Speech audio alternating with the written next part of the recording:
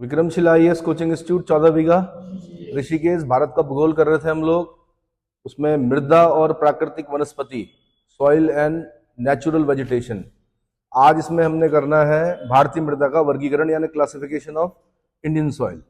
बहुत important, mains point of view से, pre point of view से भी क्वेश्चन बनने की संभावना होती है। तो भारतीय कृषि अनुसंधान परिषद यानी Indian council for agriculture research ने 1986 में देश में 8 प्रमुख और 27 गौण प्रकार की मिट्टियों की पहचान की। 8 प्रकार की मिट्टियां कौन कौन सी हैं?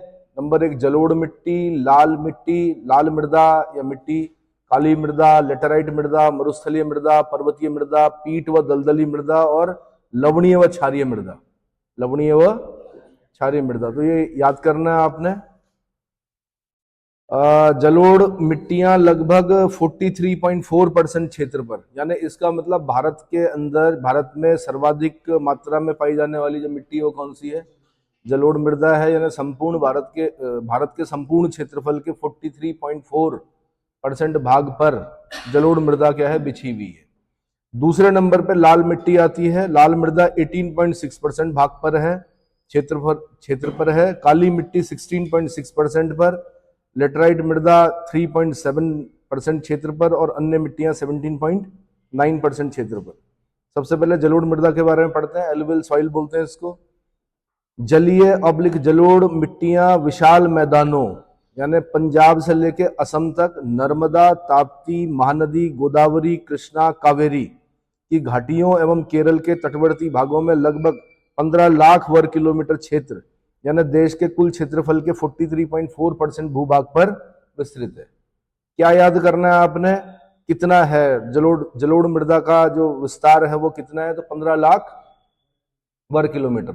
अधिकतर आप देख रहे होंगे नदी घाटियों में मिल रही है, क्योंकि जलोढ़ मृदा जो बिछती है मैदानों में, उसको लाने का जो कार्य करती है वो कौन करती है? नदियां करती है। ठीक है। ये मिट्टियां नदियों द्वारा अपरदित पदार्थों से निर्मित है। ये हल्की भूरे से राख जैसे भूरे रंग की है और गठन में रेतीले से दोमट प्रकार की है। इन मिट्टियों की परिच्छेदिका उच्च भूमियों में अपरिपक्व तथा निम्न भूमियों में परिपक्व है। उच्च भूमियों में अपरिपक्व और निम्न भूमियों में परिपक्व है। बाढ़ के मैदान की कांप को स्थानीय रूप से खादर कहा जाता है और पुरानी कांप जो अपरदन से अप्रभावित होती है उसको बांगर। ओल्ड बांगर, न्यू खादर, ये फॉर्मूला बना दीजिए कि जो ओल्ड बांगर यानी ओल्ड एलुवियल सॉइल है उसको बांगर, न्यू एलुवियल सॉइल को खादर कहा जाता है। बांगर मृदा में कंकड़ और अशुद्ध कैल्शियम कार्बोनेट की ग्रंथियां पाई जाती है जिन्हें कंकड़ कहते हैं।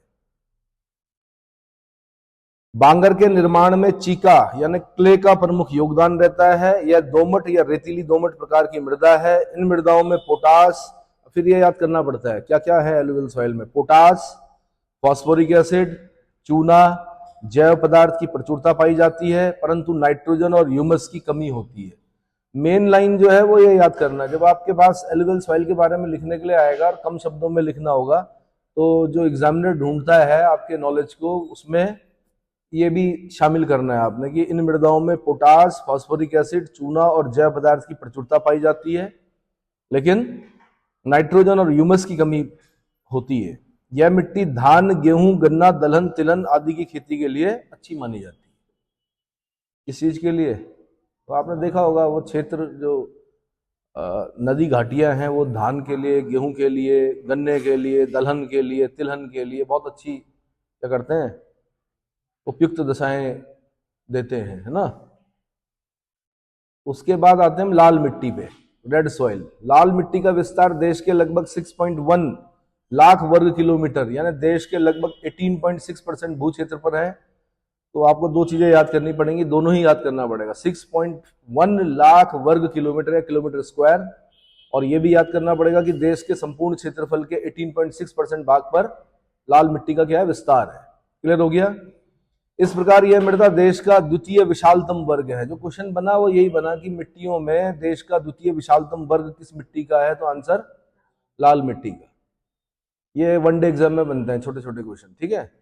ये तमिलनाडु, मतलब सबसे ज्यादा विस्तार जो है इसका वो कहां पर है? तमिलनाडु में है। तमिलनाडु मैंने आपको कहा अगर आप जाएंगे वहां तो बड़े आश्चर्यचकित हो जाएंगे कि मिट्टी कैसी है, लाल है।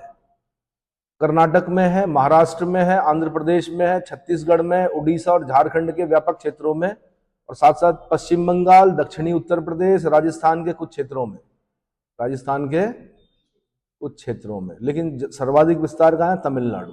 फिर बोलना आपने कर्नाटक, महाराष्ट्र, आंध्र प्रदेश, छत्तीसगढ़, उड़ीसा, झारखंड।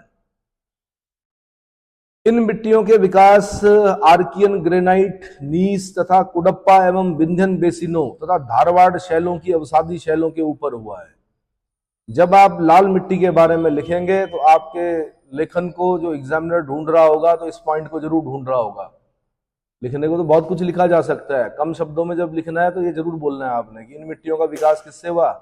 आर्कियन ग्रेनाइट, नीस तथा कुडप्पा एवं विंध्यन बेसिनों और धारवाड़ शैलों की अवसादी शैलों के ऊपर हुआ है। इनका लाल रंग लोहे के ऑक्साइड की उपस्थिति के कारण होता है। ये वनडे एग्जाम में सिंगल क्वेश्चन पूछता है कि लाल मिट्टी का रंग लाल क्यों होता है? आपने बोलना लोहे के ऑक्साइड। क्लियर हो गया? ये प्री का क्वेश्चन हो गया, लोहे के ऑक्साइड। इनका गठन बालू से चीका यानी सैंडी टू क्ले तक प्रधानता दोमट प्रकार का है। इनकी संरचना छिद्रमय तथा भंगुर है, जिनमें कंकड़, कार्बोनेट तथा कुछ घुलनशील लवण पाए जाते हैं, अर्थात यह स्वभाव में अम्लीय प्रकृति की होती है।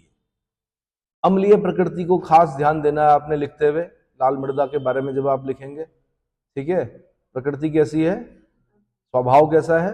अम्लीय, एसिडिक। एसिडिक मतलब पीएच वैल्यू 7 से अगर कम होता है तो एसिडिक, 7 से ज्यादा होता है तो बेसिक, और 7 होता है तो न्यूट्रल। ठीक है, ये अत्यधिक निक्षालित मिट्टियां हैं। निक्षालन हो चुका है। निक्षालन मैंने कहा जब वर्षा होती है तो जब मुख्य जो खनिज पदार्थ होते हैं वो बह जाते हैं मिट्टी से, तो उसको बोलते हैं लीचिंग। क्या बोलते हैं? लीचिंग। इस प्रकार की मिट्टी में लोहे, एल्युमिनियम तथा चूने का अंश अधिक होता है। इसका लोहे, एल्यूमिनियम और चूने का अंश अधिक होता है, किंतु जीवांश पदार्थ नाइट्रोजन तथा फास्फोरस की कमी पाई जाती है। ये सिंचाई द्वारा इस मिट्टी में तंबाकू, बाजरा, तीसी, दलहन, गेहूं आदि की खेती की जाती है। तंबाकू, टोबैको, पुर्तगाली लेके आए थे इस देश में। टोबैको रिसर्च इंस्टीट्यूट कहां पर है? राजमंदरी में है। कहां पर? राजमंदरी में। टोबैको पर जो रिसर्च चलती है वो कहां चलती है? राजमंदरी। कहां पड़ता है ये? आंध्र प्रदेश या तेलंगाना? किस नदी के किनारे राजमंदरी? विजयवाड़ा कृष्णा नदी के तट पर है। राजमंदरी गोदावरी नदी के तट पर है। किसके तट पर? आंध्र प्रदेश में पड़ता है। ठीक है, राजमंदरी किसके तट पर है? गोदावरी। एक बार चेक कर लो, विजयवाड़ा जो है वो कृष्णा नदी के तट पर है। जहां कृष्ण होंगे वहां विजय होगी। विजयवाड़ा किसके तट पर है? कृष्णा, है ना। याद करने के तरीके होते हैं। उसके बाद काली मिट्टियां, और आप यकीन नहीं मानेंगे मेंस के लिए इसी में से तैयार किए जाते हैं पॉइंट्स। आप बोलते ना कि मेंस कैसे तैयार करना है, तो माना अगर पूछ लिया कि भारतीय मृदा का वर्गीकरण 16 नंबर का माना क्वेश्चन आता है जैसे पीसीएस में, तो उसमें क्या करते हैं कि इसी को लिखते हैं, कटिंग करनी होती है, सारे पॉइंट्स नहीं लिखे जाते। जिन जिन पर मैं खास ध्यान दे रहा हूं कि अम्लीय प्रकृति की है, अत्यधिक निक्षालित हो चुकी है, लोहे, एल्यूमिनियम, चूने के अंश पाए जाते हैं, तंबाकू, बाजरा, दलहन, गेहूं, तीसी, ये सब चीजें इसमें उगती हैं, है ना। इनका विकास आर्किन ग्रेनाइट, नीस और कुडप्पा, विंध्यन बेसिनों के धारवाड़ शैलों के अवसादी शैलों से हुआ। आपको याद करना पड़ेगा, बिना देखे लिखना सीखना पड़ेगा, तब जाके आप कर पाओगे। अगली मिट्टी है काली मिट्टी, ब्लैक सॉइल। काली मिट्टी को स्थानीय रूप से रेगुर कहते हैं। उत्तर प्रदेश में करेल, करेल काली कपास की मिट्टी बोला जाता है इसको, करेल काली कपास की मिट्टी। और अंतरराष्ट्रीय रूप में उष्णकटिबंधीय चरनोजम कहा जाता है इसको। क्या कहा जाता है? ये कभी यूपीएससी का क्वेश्चन था, आज से 25 साल पहले पूछ लिया यूपीएससी ने कि अंतरराष्ट्रीय नाम क्या है काली मिट्टी का? आंसर चरनोजम। ठीक है, इस मिट्टी का विस्तार लगभग 5.46 लाख किलोमीटर स्क्वायर या लाख वर्ग किलोमीटर क्षेत्रफल पर है, जो कि देश का लगभग 16.6% भू क्षेत्र है। कितना?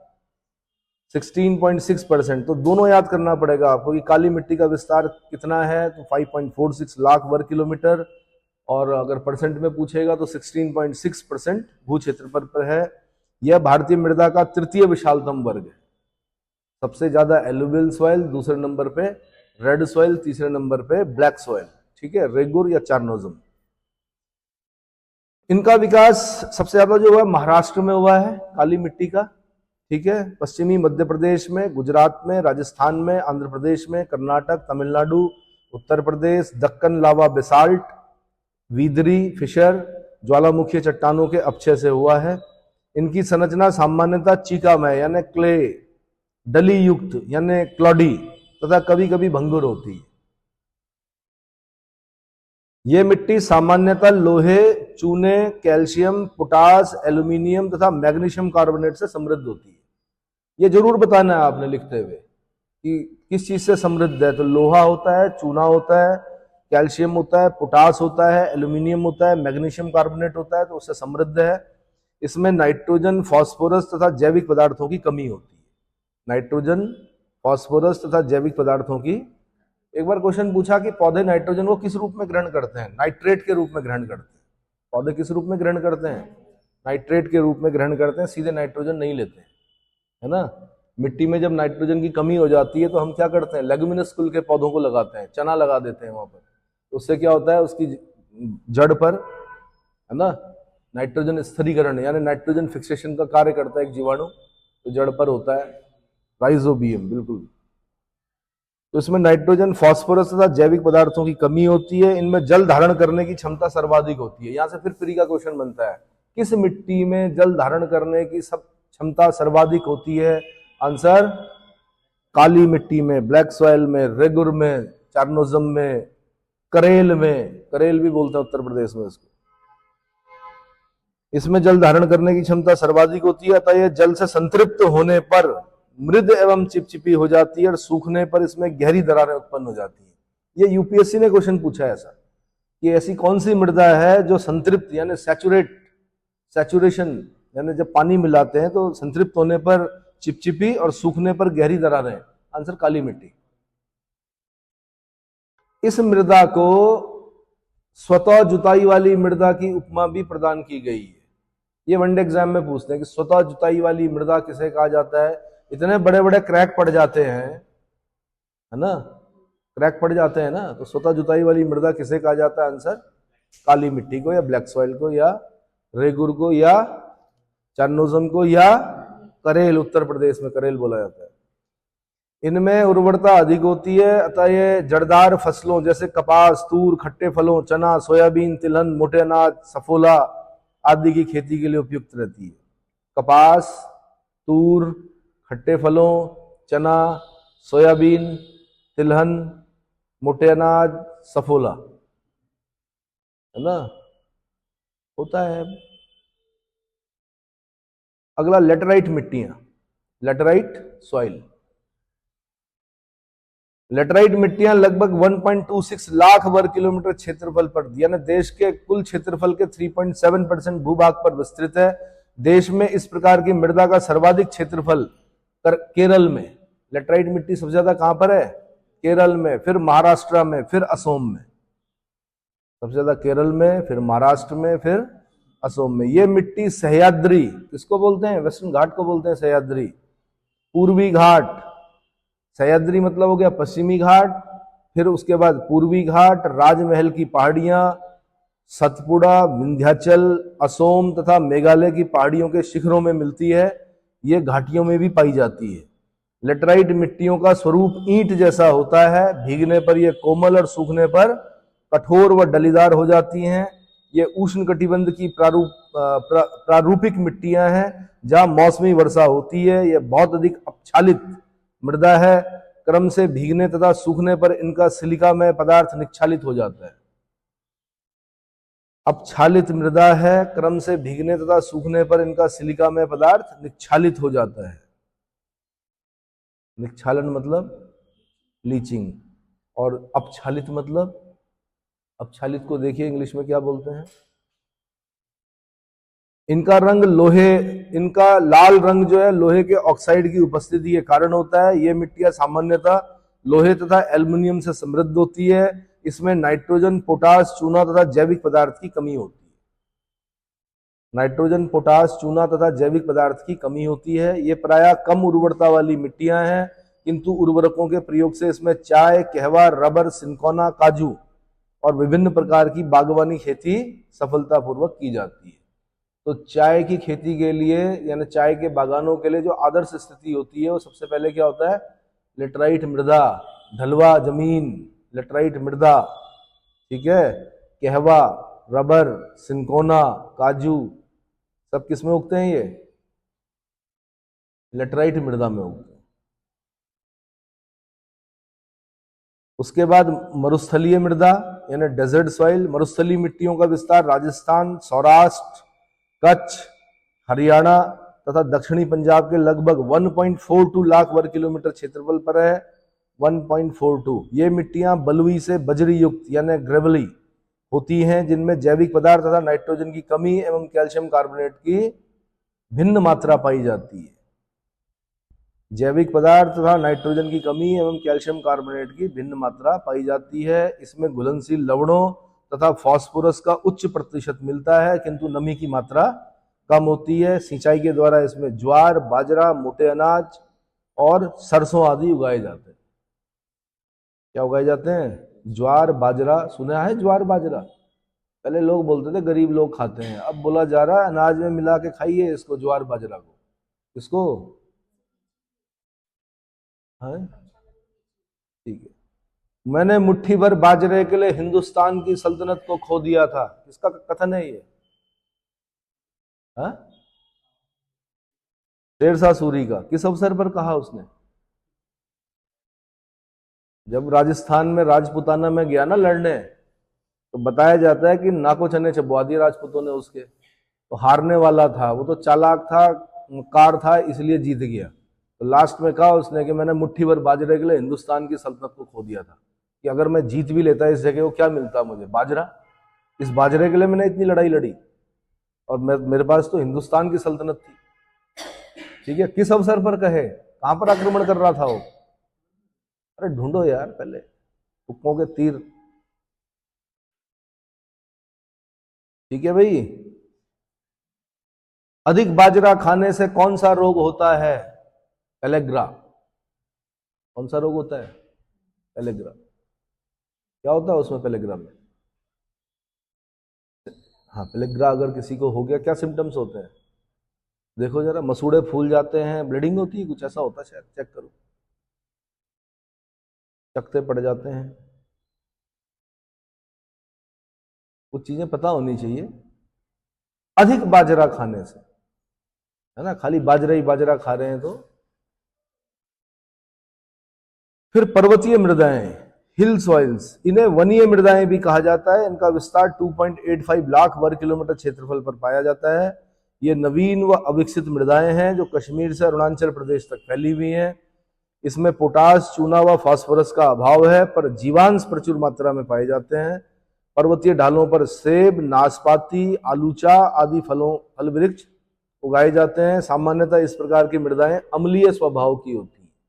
पर्वतीय मृदाएं कैसी होती हैं? एसिडिक होती हैं, अम्लीय स्वभाव की होती हैं। सेब, नाशपाती आदि आदि। उसके बाद है पीट तथा दलदली मृदाएं। पीट और मार्शी सॉइल्स। पीट मृदाएं नम जलवायु में बनती हैं। सड़ी वनस्पतियों से बनी पीट मिट्टियों का निर्माण केरल तथा तमिलनाडु के आर्द्र प्रदेशों में हुआ है।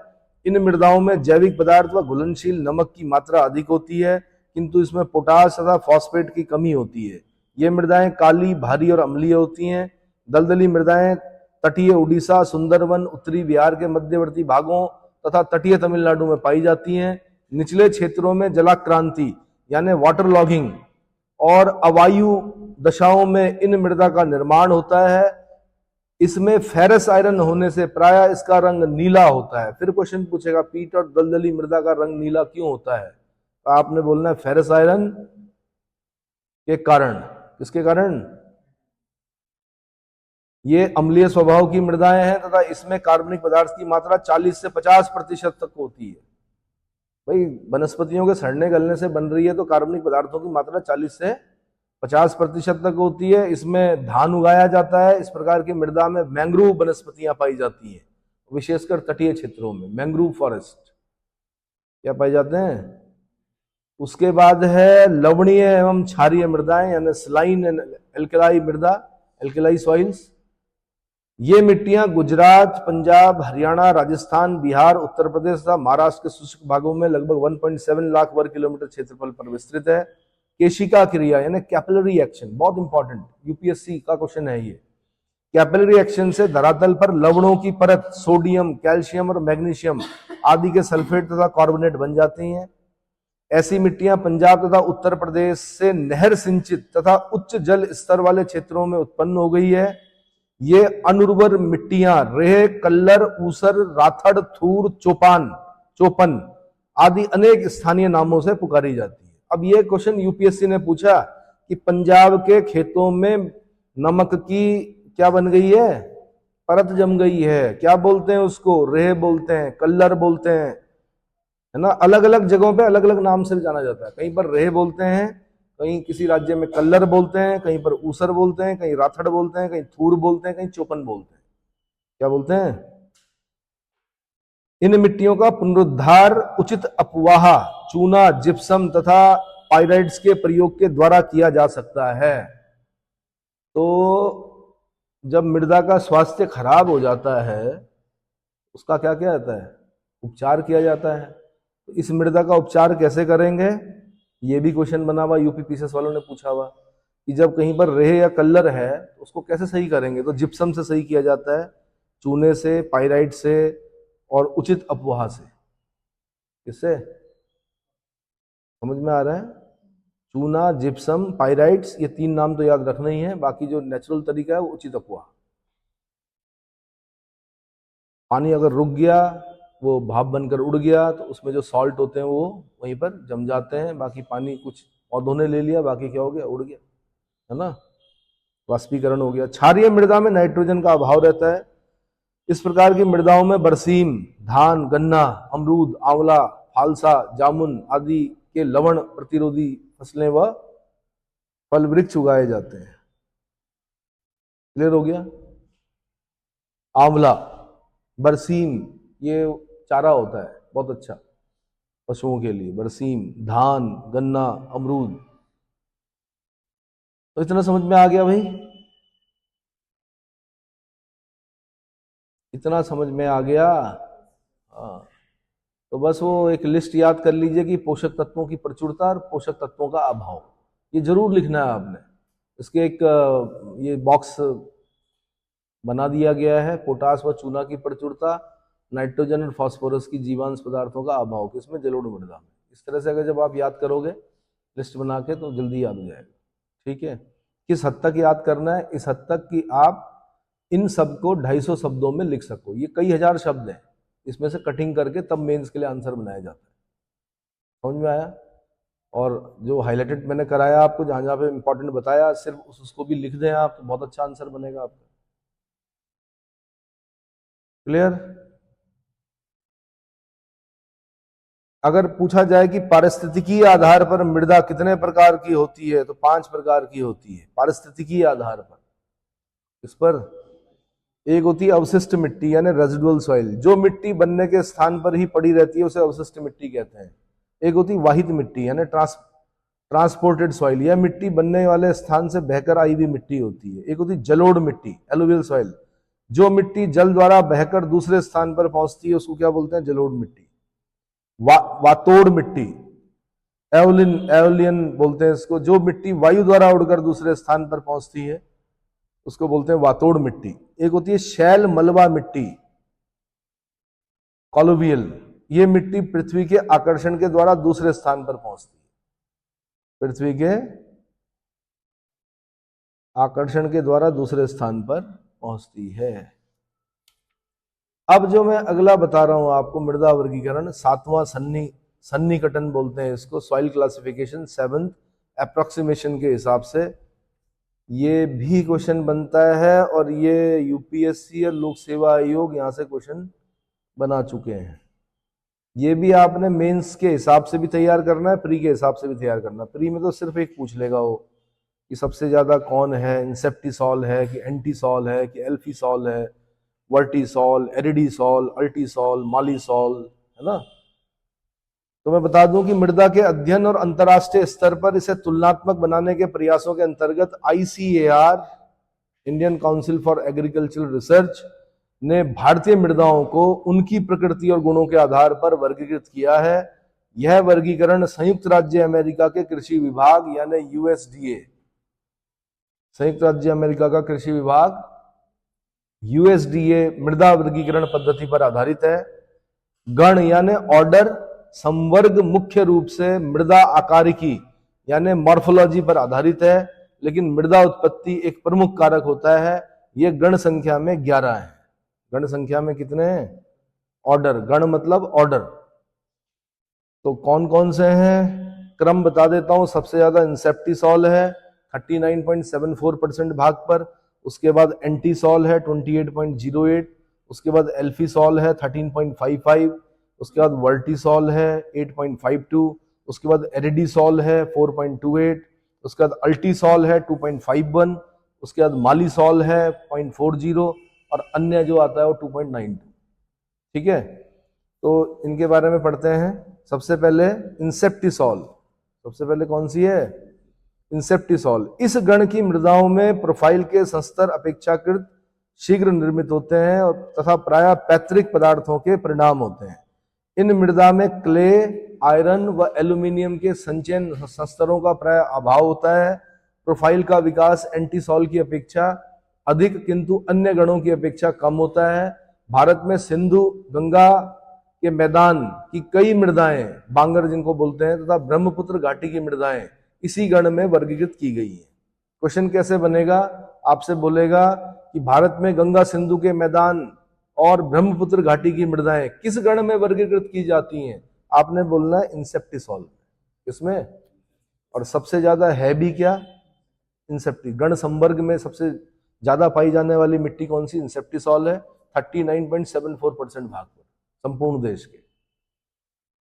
क्लियर हो गया? दूसरी होती है एंटीसॉल, ENTI है, इसकी जो स्पेलिंग होती है क्या होती है? ENTISOLS, एंटीसॉल्स। ये नव विकसित तथा बिना किसी प्राकृतिक शस्त्रों वाली मृदाएं हैं। इनमें शस्त्रों की रचना प्रारंभिक अवस्था में होती है। भारत में अधिक ढाल यानी स्ट्रॉन्ग स्लोप पर उपस्थित मृदाएं एओलियन, पैतृक पदार्थों से उत्पन्न मृदाएं जैसे राजस्थान की रेगिस्तान और नवीन जलोढ़ खादर मृदाएं इसी गण में रखी गई है। तो राजस्थान का रेगिस्तान की जो मृदा है वो किस गण में रखी जाती है? आंसर एंटीसॉल में रखी जाती है। किसमें? एंटीसॉल में। एओलिन हो गया, जो हवा के द्वारा उड़ाकर लाई गई मिट्टी होती है उसको क्या बोलते हैं? एओलिन। क्या बोलते हैं? Aeolian, aeolian. अगली मिट्टी है एल्फीसॉल। कौन सी? अब ये नाम जो है ये अमेरिकन, मतलब भले ही Indian council of agricultural research ने भारत की मिट्टियों को वो किया है, लेकिन आधार जो है वो क्या है? अमेरिका का USDA मृदा वर्गीकरण। तो USDA मृदा वर्गीकरण के हिसाब से नाम पढ़ने पड़ेंगे आपको। अब है एल्फीसॉल। इसमें भूरा से लेके बादामी रंग के पृष्ठ सस्तर, मध्य में उच्च क्षार स्तर और सिलिकेट क्ले संचित एलुवियल सस्तर होते हैं। भारत में कुछ लाल मृदाएं तथा लेटराइटिक मृदाएं इसमें वर्गीकृत की गई हैं। तो लाल मिट्टी और लेटराइट मिट्टी किस गण संवर्ग में रखी जाती हैं? आंसर एल्फीसॉल। इसमें आपने मेन जो याद करना है ना, लास्ट वाली लाइन जो मैं बता रहा हूं आपको, कि लाल मिट्टी और लेटराइट मिट्टी किसमें है? एल्फीसॉल में। रेगिस्तान, जो राजस्थान का रेगिस्तान है और जो खादर है वो किसमें है? वो एंटीसॉल में है। गंगा सिंधु के मैदान, ब्रह्मपुत्र घाटी के मैदान की जो मृदाएं हैं वो किसमें? इंसेप्टिसॉल में। ये याद करना आपने प्री पॉइंट ऑफ व्यू से। उसके बाद आता है भाई वर्टीसॉल। इस गण की मृदाओं में अधिक फूलने एवं संकुचित होने वाली मांटमोरिलोनाइट क्ले की अधिकता होती है, जिस कारण शुष्क होने पर मृदा में चौड़ी दरारें बन जाती हैं।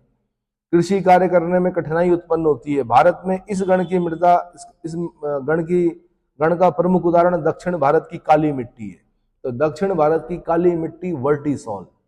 और ये भी क्वेश्चन बना हुआ, यूपीएससी ने पूछा कि ये जो फूलने और संकुचित होने की जो प्रवृत्ति है वो किस कारण होती है काली मिट्टी में? दरारें पड़ती हैं, फूल जाती है, संकुचित हो जाती है। तो आंसर मांटमो रिलोनाइट के क्ले, मांटमो रिलोनाइट क्ले। अगर मैं यूपीएससी का क्वेश्चन बना रहा होता तो मैं यहां से पूछता कि काली मिट्टी में जो अधिक फूलने और संकुचित होने की जो प्रवृत्ति है वो किस कारण से है, किसकी उपस्थिति के कारण है? आंसर मांटमो रिलोनाइट क्ले की अधिकता के कारण। समझ में आ गया? काली मिट्टी किस में आ गई? वर्टिसॉल में आ गई। किसमें? वर्टिसॉल में। उसके बाद है एरिडिसॉल। ये खनिज मृदाएं अधिकतर शुष्क और अर्ध शुष्क जलवायु वाले क्षेत्रों में पाई जाती है। इनमें कैल्शियम कार्बोनेट, जिप्सम या अपेक्षाकृत अधिक विलेय लवणों के संचयन के स्तर पाए जाते हैं। इस गण में अधिकतर शुष्क क्षेत्र की मृदाओं को रखा जाता है। भारत में राजस्थान, गुजरात, हरियाणा, पंजाब में इस प्रकार की मृदाएं पाई जाती हैं, एरिडिसॉल प्रकार की। अगला है अल्टीसॉल। ये प्रायः नम होती हैं तथा गर्म और उष्ण जलवायु के क्षेत्रों में विकसित होती है। इस गण की अधिकतर मृदाएं लाल पीले रंग की होती है। इनमें आयरन के स्वतंत्र ऑक्साइडों का संचयन होता है। भारत में ये मृदाएं केरल, तमिलनाडु, उड़ीसा में पाई जाती हैं। अल्टीसॉल, केरल, तमिलनाडु और उड़ीसा। उसके बाद है मॉलिसॉल।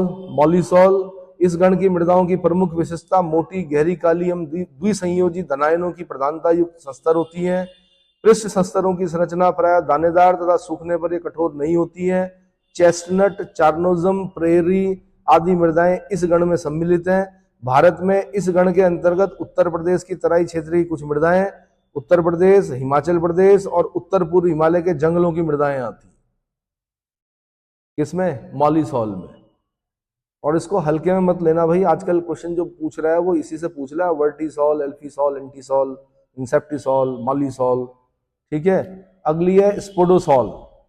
स्पोडोसॉल इस गण की मृदाओं में कार्बनिक पदार्थ तथा एल्यूमिनियम के आयरन ऑक्साइड सहित या रहित ऑक्साइड का संचयन होता है, जो हल्के भूरे रंग के राख जैसे होते हैं, जो लीचिंग द्वारा अधिक प्रभावित होते हैं। पॉडजॉल और भूरी पॉडजॉल मृदाएं इस गण के अंतर्गत रखी गई है। पॉडजॉल मृदा किस गण में रखी जाती है? आंसर स्पोडोसॉल। उसके बाद है हिस्टोसॉल। इस वर्ग में कार्बनिक मृदाओं को सम्मिलित किया जाता है। क्वेश्चन ऐसे ही पूछा, कार्बनिक मृदाओं को किस वर्ग में सम्मिलित किया जाता है? आंसर हिस्टोसॉल। ये मृदाएं जल संतृप्त वातावरण में विकसित हुई हैं। इनमें न्यूनतम कार्बनिक पदार्थ 20 से 30% पाया जाता है। भारत में पीट एवं दलदली मृदाएं इसी गण में आती हैं। दलदली मृदाएं इसी गण में आती है। अगला है एंडीसॉल, ANDISOLS। इस गण में ज्वालामुखी के मुहाने पर बनने वाली मृदाएं सम्मिलित की जाती हैं। मैं अगर क्वेश्चन पूछता तो यहां से पूछता, ज्वालामुखी के मुहाने पर बनने वाली मृदाओं को किस वर्ग में सम्मिलित किया जाता है? आंसर एंडीसॉल। उसके बाद है ऑक्सीसॉल। ये सर्वाधिक अपछेद मृदाएं हैं। इनमें ऑक्सिक्स उपसंस्तर में आयरन और एल्यूमिनियम के हाइड्रस ऑक्साइड की प्रधानता होती है। ये अपक्षय एवं लीचिंग के कारण सिलिकेट खनिजों से सिलिका निष्कासित हो जाती है। केरल की अधिक अपछेद कुछ मृदाएं इस गण में आती हैं। अधिक अपछेद मृदाएं किस गण में आती हैं? ऑक्सीसॉल में आती हैं। मैंने आपको ये बता दिया, ठीक है। इनसे आपके क्वेश्चन बनेंगे। और कैसे बनेंगे? इस प्रकार के क्वेश्चन बनेंगे, बता देता हूं। जैसे भारत में सर्वाधिक व्यापक और सर्वाधिक उपजाऊ मृदा कौन सी है? तो जलोढ़ मृदा है। बांगर का आतंक किसे कहा जाता है? आंसर जलकुंभी को कहा जाता है। जलकुंभी है, सॉरी बंगाल, मैंने क्या कहा? अच्छा बांगर नहीं, बंगाल का आतंक किसे कहा जाता है? जलकुंभी। इतना ज्यादा जलकुंभी है कि बांगर तथा खादर नामक जलोढ़ मृदा में सर्वाधिक उपजाऊ कौन सी होती है? तो न्यू खादर। ओल्ड बांगर हो जाती है तो वो उतनी फर्टाइल नहीं होती है जितने की न्यू होती है ना। न्यू खादर, न्यू वाली को खादर बोलते हैं। शुष्क खेती के लिए सर्वाधिक उपयुक्त मृदा कौन सी होती है? काली मृदा। चोपेन किस प्रकार की मृदा की उपमा है? लवणीय और क्षारीय मृदा को चोपेन कहा जाता है। क्या कहा जाता है? चोपेन। केंद्रीय मृदा संरक्षण बोर्ड का गठन कब किया गया था? 1953 में किया गया था। केंद्रीय मृदा संरक्षण बोर्ड का गठन कब किया गया था? 1953 में किया गया था। भारत में कुल भौगोलिक क्षेत्र का कितना प्रतिशत मानवाकृत अपरदन से प्रभावित है? तो 57.1%। 57.1%। भारतीय वन नीति के अनुसार हिमालय पर्वत, दक्षिणी पठार एवं पहाड़ी क्षेत्रों में कुल भूमि में कितने प्रतिशत भाग पर वन होना चाहिए? तो 60% पर। कितना? 60% पर वन होना चाहिए। हिमालय पर्वत, दक्षिणी पठार एवं पहाड़ी क्षेत्रों में कितना? 60%। भारत में प्राकृतिक वनस्पति पर प्रभाव डालने वाले कारकों में प्रमुख कौन है? तो वर्षा एवं तापमान। सर्वाधिक मृदा अपरदन से प्रभावित राज्य कौन सा है? तो राजस्थान। सर्वाधिक मृदा अपरदन से प्रभावित राज्य कौन सा है? राजस्थान। भारत में सर्वाधिक सूखाग्रस्त क्षेत्र किस प्रदेश में पाया जाता है? आंसर फिर राजस्थान। सर्वाधिक लवणीय मृदा किस प्रदेश में पाई जाती है? गुजरात में। रन ऑफ कच्छ में चले जाओ आप, सबसे ज्यादा नमक वाली मृदा कहाँ है? रन ऑफ कच्छ में है, तो गुजरात में। सर्वाधिक क्षारीय मृदा किस प्रदेश में पाई जाती है? उत्तर प्रदेश में। बेसिक जो सॉइल है उत्तर प्रदेश में। क्षेत्रफल की दृष्टि से देश में सर्वाधिक बंजर भूमि यानी वेस्टलैंड किस प्रदेश में पाया जाता है? राजस्थान में। वेस्टलैंड एटलस ऑफ इंडिया 2019 के अनुसार वर्ष 2015-16 में भारत में कुल कितने वर्ग किलोमीटर क्षेत्रफल पर बंजर भूमि पाई जाती है? तो आंसर 5576.51 वर्ग किलोमीटर, यानी कुल क्षेत्रफल का 16.96% बंजर है हमारे देश में। कितना? 16.96%। भारत में झूम खेती के अंतर्गत कितना क्षेत्रफल आता है? 35.14 लाख हेक्टेयर। झूम खेती पता है ना क्या करते हैं? जंगलों में आग लगाते हैं, वहां पे खेती करते हैं, फिर उसको कुछ समय बाद छोड़कर आगे के जंगलों में आग लगाते हैं, फिर वहां पर खेती करते हैं, पीछे वाला छोड़ देते हैं। तो वनों के लिए ठीक नहीं है वो। भारत की बंजर भूमि एटलस 2019 के अनुसार वर्ष 2015-16 में उत्तर प्रदेश में कुल भौगोलिक क्षेत्रफल का कितना प्रतिशत बंजर था? तो 3.54%। कितना? 3.54% यानी 8537.06 वर्ग किलोमीटर। हरदोई जिले में 79.25 वर्ग किलोमीटर, कानपुर देहात में 72.19 वर्ग किलोमीटर बंजर भूमि में कमी पाई गई है। क्योंकि बंजर भूमि को उन्होंने क्या किया? काम किया। हरदोई और कानपुर देहात में क्या किया? बंजर भूमि को उपजाऊ भूमि में परिवर्तित कर दिया। काम करना पड़ता है, इरिगेशन, बहुत सारी चीजें। भारत का बंजर भूमि एटलस 2019 के अनुसार 2015-16 में भारत के कुल बंजर भूमि का कितना प्रतिशत बंजर भूमि उत्तर प्रदेश में था? तो आंसर 1.53%। क्योंकि टोटल कितना है? 16.96% है। उसका उसका भी मतलब जो संपूर्ण बंजर भूमि का 1.53% उत्तर प्रदेश में है।